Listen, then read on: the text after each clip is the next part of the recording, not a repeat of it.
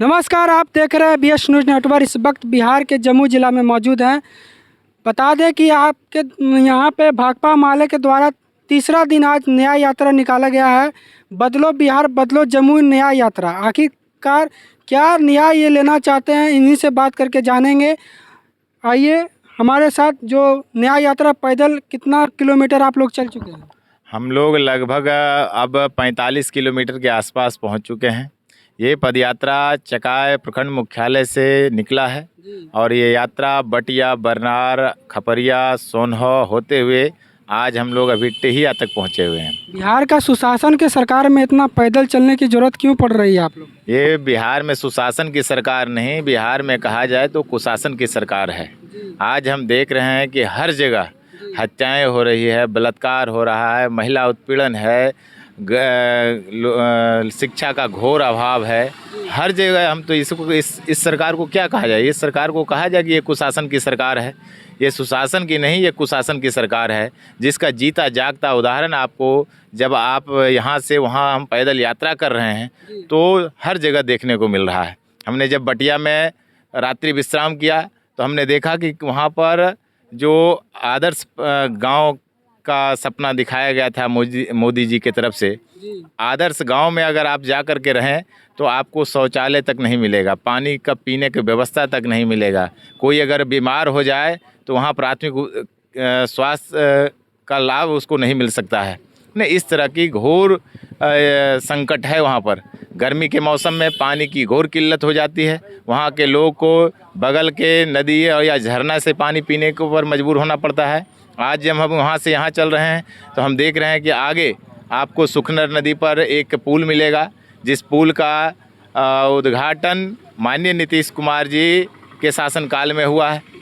लेकिन आज आप देख लीजिए कि वह दोनों पुल के दोनों किनारे पर बैरिकेटिंग लगाया गया है। बैरिकेटिंग में ये कहा गया है कि भारी वाहन का परिचालन इस पर नहीं होगा।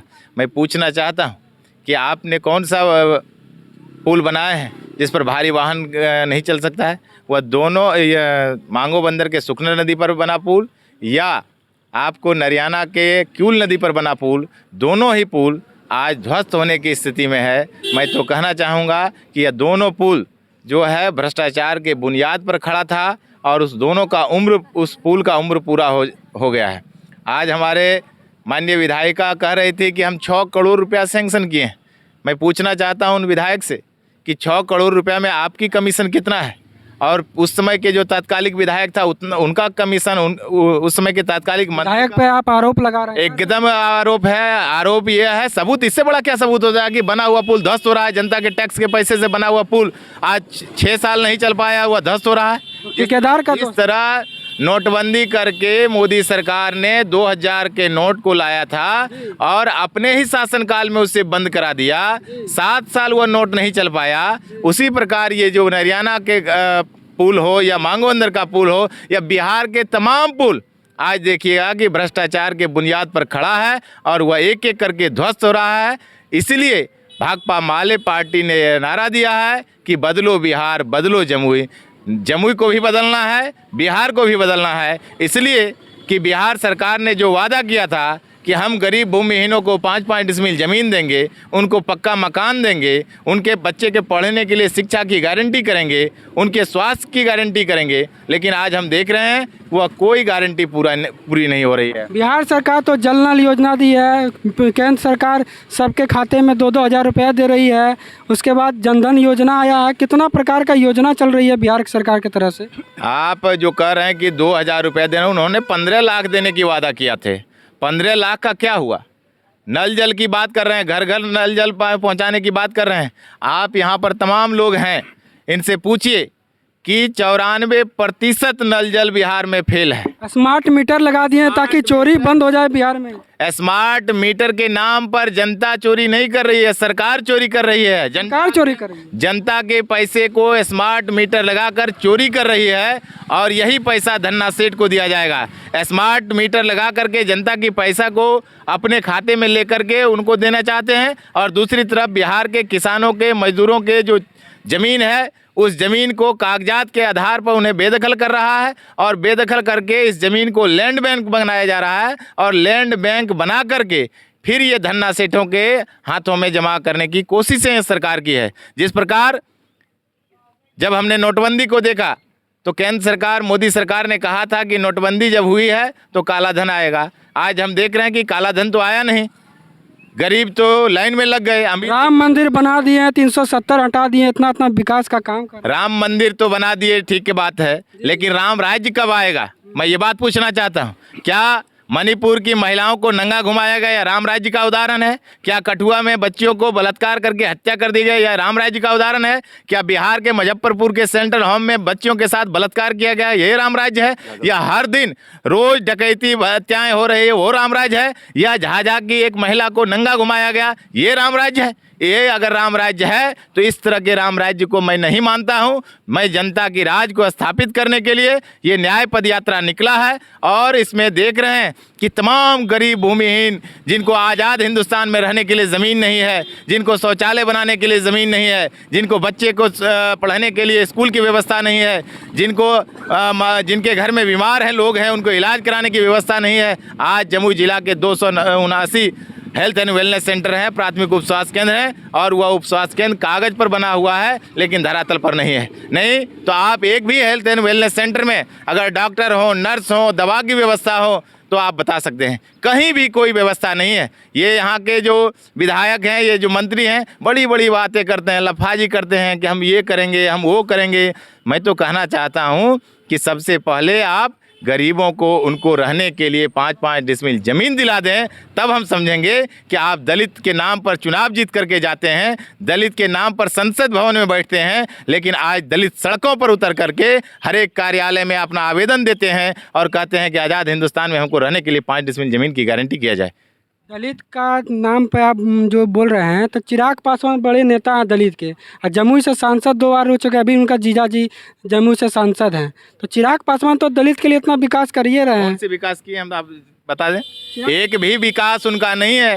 वो विकास कर रहे हैं धन्ना सेठों का, वो विकास कर रहे हैं बड़े बड़े लोगों का। तो नारा है Bihar first, Bihari first. Bihar first, Bihari first का नारा तो दे रहे हैं, लेकिन मैं पूछना चाहता हूं कि बिहार फर्स्ट, बिहारी फर्स्ट के नारा देने में उन्हीं के संसदीय क्षेत्र के पोझा पंचायत के पचकठिया स्कूल को आप देखिएगा कि सैंक्शन हुआ था 2010 में, लेकिन आज तक वहां पर स्कूल नहीं बना। आज जब बच्चों को पढ़ने के लिए स्कूल नहीं होगा तो बिहार फर्स्ट, बिहारी फर्स्ट कैसे बनेगा? आज जब किसानों के खेतों में पानी नहीं पहुंचेगा तो बिहार फर्स्ट के नारा कैसे आप दे रहे हैं? आप जब किसानों यहाँ के नदियों का दोहन हो रहा है और आप मुंह में टेप लगा करके बैठे हुए हैं तो कैसे विकास होगा? आप जब आप देखे होंगे कि नवादा की घटना आपके चैनल पर भी हमने देखा कि किस प्रकार से वहाँ के दलित बस्तियों को उजाड़ा गया, वहाँ पर अगलगी किया गया, लेकिन आज तक उस पर एक बयान उन्होंने नहीं दिया। अगर मैं दम चाहता हूं कि दलित पर अत्याचार हो रहा है, दमन हो रहा है, उत्पीड़न हो रहा है, गया में दीना मांझी की हत्या कर दी जाती है, लेकिन ये सरकार चुप रहती है। हमने देखा कि कवाल गांव के कवाल फरियता गांव में वहां के दलित के ज़मीन को हड़पा जा रहा है, लेकिन ये सांसद चुप हैं, एक सवाल बोलने के लिए तैयार नहीं है। क्या वो दलित नहीं है? उस दलित पर आवाज़ कौन उठाएगा? ये दलितों के नाम पर ये सिर्फ और सिर्फ गुमराह करते हैं, अपना वोट बैंक बना करके सत्ता में बैठने का इनका जो मनसा है, आने वाले दिन में ये पूरा नहीं होगा। बिहार परिवर्तन के रास्ते पर चल दिया है, बिहार में एक बड़ी जन आंदोलन होगी, गरीब गुरुओं ने उसके लिए झंडा थामा है, परिवर्तन होगा। कितना प्रकार का न्याय आपको देखने को मिला जब रास्ते से आप चल के आए, तो क्या क्या फीडबैक मिला? गरीब क्या क्या मांग है उन लोग का जो आप यहाँ रास्ते? गरीबों के मांग है कि जमुई ज़िला में 4 लाख बीड़ी मजदूर हैं, लेकिन आज देखिएगा कि बीड़ी मजदूरों की हालात क्या है। यहाँ तक कि उनको परिचय पत्र नहीं मिला है। बीड़ी मजदूरी जो निर्धारित किया गया था 378 रुपये प्रति हज़ार, जो बिहार सरकार का गजट कहता है, लेकिन आप बीड़ी मजदूरों से पूछिए तो वो बताएंगे कि मात्र 80 और 90 रुपया हमको प्रति हज़ार मिलता है। किस न्याय की बात करते हैं? बीड़ी मजदूरों का जो अस्पताल हेला जोत में है, उसकी अस्पताल की स्थिति क्या देख लीजिए। संविदा पर डॉक्टर बहाल है, 2 रूम बना है, वह प्राइवेट रूम है, वहाँ पर ना डॉक्टर है, ना नर्स है, ना दवा की व्यवस्था है। लेकिन हम कहना चाहते हैं कि 4 लाख बीड़ी मजदूरों को बीड़ी परिचय पत्र की गारंटी किया जाए, उनकी न्यूनतम मजदूरी की गारंटी किया जाए। 10,000 जो भूमिहीन हैं, जिनको आज़ाद हिंदुस्तान में रहने के लिए ज़मीन नहीं है, वैसे भूमिहीनों को सरकार ने जो चिन्हित किया है, कास्ट सेंसस जो हुआ था जिसमें 94,33,312 परिवार को चिन्हित किया गया था, उनको 2-2 लाख रुपया स्वरोजगार के लिए लघु उद्यमी योजना के तहत दिया जाए। जंगल में जो हमारे आदिवासी माता बहनें वास कर रहे हैं वो विकास के मुख्य धारा से कोसों दूर है। आज भी उन्हें जंगल में बहुत दूरों तक पानी के खोज में जाना पड़ता है। आज भी उनके जिस ज़मीन पर बसा है उस ज़मीन का उनका कागजात नहीं है। मैं कहना चाहता हूं कि वनाधिकार कानून के तहत उन आदिवासियों को भी जंगल के ज़मीन की व्यवस्था किया जाए। स्मार्ट मीटर को ख़त्म किया जाए, किसानों को 200 यूनिट बिजली की व्यवस्था किया जाए, बरनार जलाशय पर अविलंब चालू किया जाए और बरनार नदियों का हो रहा दोहन को अविलंब रोक लगाया जाए। इन तमाम सवालों को लेकर शिक्षा, स्वास्थ्य, रोजगार, महिला सम्मान, तमाम रोटी, कपड़ा, मकान और सम्मान को लेकर ये न्याय यात्रा निकला है। इसमें देखिएगा कि महिलाएं भी हैं, नौजवान भी हैं, बुजुर्ग भी हैं। आज 75 साल का बुजुर्ग हमारे साथ चल रहे हैं। आप देखेंगे कि उनको बुढ़वा पेंशन तक नहीं मिलता है, उनको आज तक पक्का मकान नहीं मिला और ये सरकार कह रही है कि हम सबको पक्का मकान दे रहे हैं। ये लफाजी नहीं चलेगी। जनता के अधिकारों की गारंटी करना होगा, उनके अधिकारों में कटौती होगा, सड़क पर आंदोलन होगा, सत्ता परिवर्तन होगा। देख रहे थे हमारे साथ भाकपा माले के जो नेता जुड़े थे, साफ तौर पर इनका विरोध है कि यहाँ पे